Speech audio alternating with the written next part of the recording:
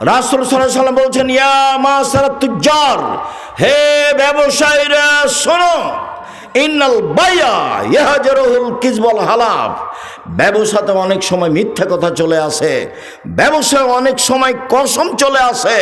ফাসুবহু বিসাদকা, দান করে ওটা মিটিয়ে দাও।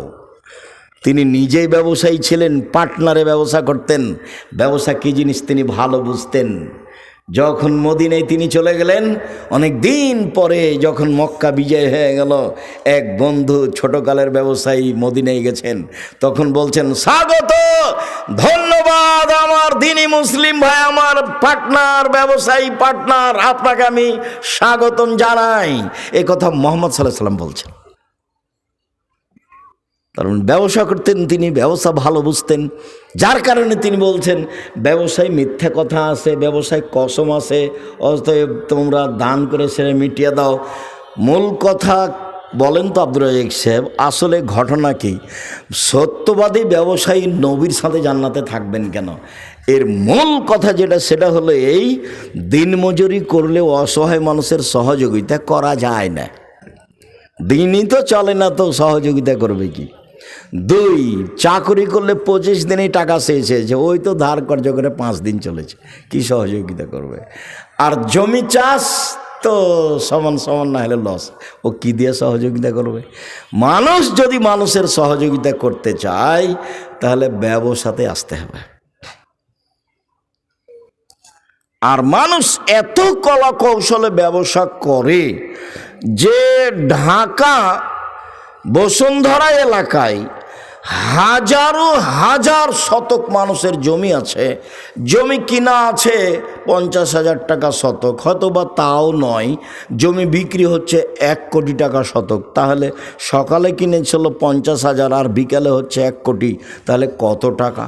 তারপরে দেখবেন টিস্যু বসুন্ধরা, মরিচের গুঁড়া বসুন্ধরা, আটা বসুন্ধরা, সোয়াবিন বসুন্ধরা। তার মানে ব্যবসার কত পথ ঘেরা আছে, হয় সেই চকুস আর না হলে অধীনস্থ লোক চকুস। ব্যবসা কাকে বলে? ঘুমের ঘরে ব্যবসা করতে হবে, ঘুমের ঘরে এত টাকা, কোটি টাকা, কোটি টাকা, টাকা কোথায় রে? ব্যবসাকে ভালোবেসে ব্যবসা করতে হবে। আর বলতে হবে নিজেকে, অসহায় মানুষের পাশে দাঁড়ানোর জন্য ব্যবসা করছি, সরকারকে উঠানো বসানোর জন্য নয়। কার পাশে দাঁড়াবো? সেই জন্য অসহায় মানুষের পাশে দাঁড়াবো, সেই জন্য ব্যবসা করছি। ব্যবসা দিয়ে জান্নাত কিনে নিব, টাকা দিয়ে জান্নাত কিনবো। আরে 5 ওয়াক্ত সালাত আদায় করলে জান্নাত পাওয়া যায়, কিনা যায় না। হজ করলে জান্নাত পাওয়া যায়, কিনা যায় না। উমরা করলে জান্নাত পাওয়া যায়, কিনা যায় না। রমজান মাসে রোজা থাকলে, সিয়াম থাকলে জান্নাত পাওয়া যায়, কিনা যায় না। তাসবিহ তাহলিল জিকির আজকার করলে জান্নাত পাওয়া যায়, কিনা যায় না। দান করলে জান্নাত কিনা যায়। আল্লাহ বলছেন, পৃথিবীর মানুষ, তোমার টাকা এবং জানের বিনিময়ে জান্নাত আমি বিক্রি করে দিলাম, তৈরি করেছি, আমি বিক্রি করলাম তোমার কাছে। আল্লাহ বলছেন এ কথা। তা আপনি যে জান্নাত কিনবেন তো টাকা লাগবে না? একজন লোক এসে বলছে, আল্লাহ রাসূল, আমার আব্বা মারা গেছেন, জমি জায়গা অর্থ সম্পদ ছেড়ে গেছেন, কোনো কিছু ওসিয়ত করেননি। আমি যদি আমার আব্বার নামে দান করি, তাহলে আমার আব্বার পাপ মিটে যাবে কি? আল্লাহ রাসূল বলেন, হ্যাঁ, তোমার বাপের পাপ মিটে যাবে। তখন তিনি বললেন না ছোট, তখন তিনি বললেন না বড়, তুমি দান করলে তোমার বাপের নামে তোমার বাপের পাপ মিটে যাবে। এটাই চূড়ান্ত হাদিস, বুখারী মুসলিম।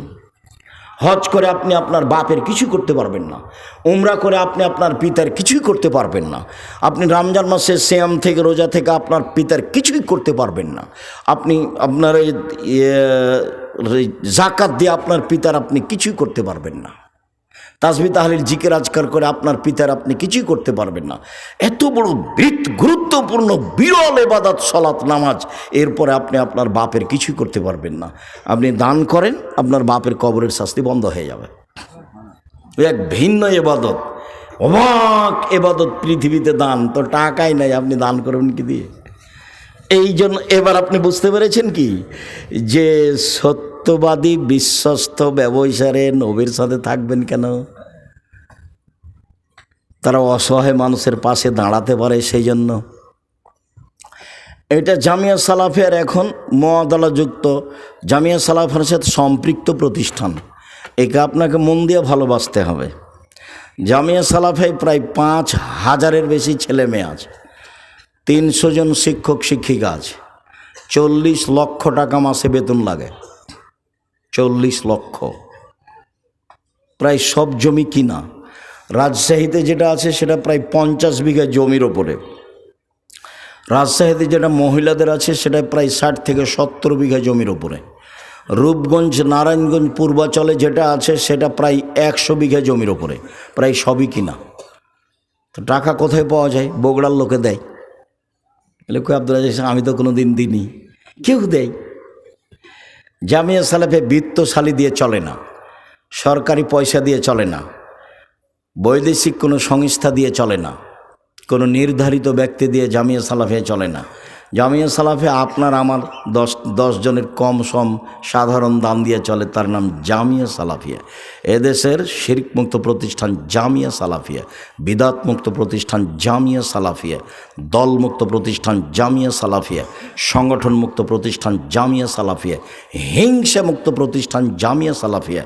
জামিয়া সালাফিয়ার সাথে যত প্রতিষ্ঠান জড়িত হবে সবকে দলমুক্ত হতে হবে, সংগঠন মুক্ত হতে হবে, শিরক মুক্ত হতে হবে, বিদাত মুক্ত হতে হবে এবং হিংসা মুক্ত হতে হবে। মাথাটা ফ্রি খালি রাখতে হবে। কারো প্রতি ভালোবাসা বেশি আর কারো প্রতি ভালোবাসা কম, এটা রাখা হবে না।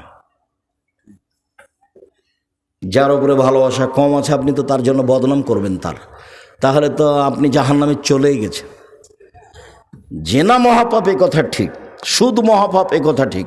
যদি আপনি রাতে উঠে বলেন যে সুদ লেনদেন বন্ধ করলাম, মুহাম্মদ সাল্লাল্লাহু আলাইহি সাল্লাম শেষ ভাষণে বললেন, পৃথিবীর মানুষ শুনে রেখো, কুল্লু আমরিন মিন জাহেলিয়া, জাহেলিয়াতের যুগে যত লেনদেন নিয়ম নীতি ছিল, জঘন্য নিয়ম নীতি, সব আমি আজকে হজের মাঠে বিদায় হজে 2 পায়ের নিচে রেখে দিলাম। তারপরে বলছেন আমি সুদকে আমার পায়ের নিচে রেখে দিলাম। সর্বপ্রথম আমার চাচার সুদ মওকুফ ঘোষণা দিলাম, আমার চাচার সুদ লেনদেন আর হবে না। নিজের তো আর টাকা নাই বলতে পারেন না, নিজের বাপেরও তো কিছু নেই, বাপ তো মারা গেছে কবে, মা তো নাই। এখন কার টাকার উপরে ক্ষমতা দেখাচ্ছেন? চাচার। চাচা মানে পিতার স্থানে চাচার টাকার উপরে ক্ষমতা দেখাচ্ছেন মুহাম্মদ সাল্লাল্লাহু আলাইহি সাল্লাম। পৃথিবীর মানুষ শুনে রেখো, সুদকে আমি পায়ের নিচে রেখে দিলাম, চিরদিনের জন্য সুদ বন্ধ ঘোষণা দিলাম। সর্বপ্রথম আমার চাচার যত সুদ লেনদেন ছিল সব মওকুফ ঘোষণা দিলাম।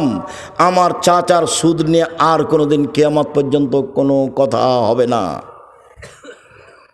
আজকে যদি বলেন যে সুদ লেনদেন সব বন্ধ করলাম, আল্লাহ তুমি মাফ করো, সব পাপ ক্ষমা হয়ে যাবে ইনশাআল্লাহ।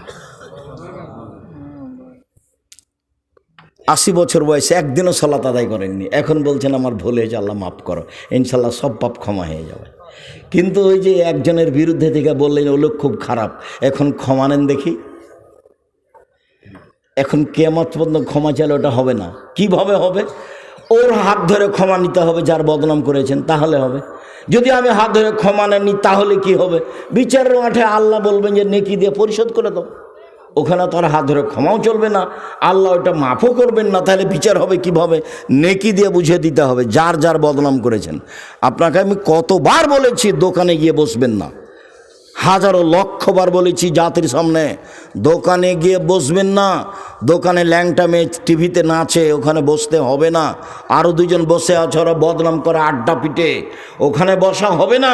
আসসালামু আলাইকুম আহমদ, লবণ আছে? জি আছে। মরিচ আছে? জি আছে। 1 কেজি লবণ দাও আর 200 মরিচ দাও। দেওয়া হয়েছে, টাকা হয়েছে, দাও, আসসালামু আলাইকুম। এই পর্যন্ত দোকানের সামনে থামতে পাবেন। তো দোকানের সামনে বসে থাকেন কেন? ঘন্টার ঘন্টা বসে থাকেন, শরম হয় না? মাথায় টুপি থাকে, লজ্জা হয় না? ইতস্তবোধ হয় না? খারাপ লাগে না? কেন বসে থাকবেন? থাকবেন কেন? নিজে কি গরু ছাগল মনে করেন? পশু প্রাণী মনে করেন? বুঝেও বুঝে না ওরা, অন্তর আছে বুঝে না, দেখেও দেখে না ওরা, চক্ষু আছে দেখে না, শোনেও শোনে না ওরা, কান আছে শোনে না। উলায়েকা কালানাম, তারা পশু প্রাণীর মতো, তারা গরু ছাগলের মতো, তারা কুকুর শিরগের মতো, বালু মজাল বরং তার চেয়ে খারাপ। এটা তো বগুড়া, একটা স্বভাব খারাপ আছে। সেটা কি আব্দুল রাজ্জাক সাহেব? ওটা কি রাজশাহীতে, চাঁপাইনবাবগঞ্জে নেই? হয়তো বা আছে কম, আমার ধরা পড়েনি। এখানে খারাপটা কি? বোনকে জমি দেয় না, সেটা খারাপ। বোন জমি চাইলে নাকি অপরাধ? তো বলে যা যা বের হয়ে বাড়ি থেকে যা। ওটা কি ও জমি পাই সে সূত্রে ভাইয়ের বাড়ি এসেছে, না ওর বাপের এটা সন্তান, ও নিজ ভাই সেই জন্য এসেছে? আত্মীয়তার সূত্রে ও ভাইয়ের বাড়ি এসেছে, ভাগ পাই সেই জন্য আসেনি। সন্ধ্যা হতে হতে ভাইকে বোনকে জমি দিতে হবে। 1 ঘন্টা আপনার কাছে জমি রাখা যাবে, এর কোনো বৈধতার পথ দুনিয়াতে নেই।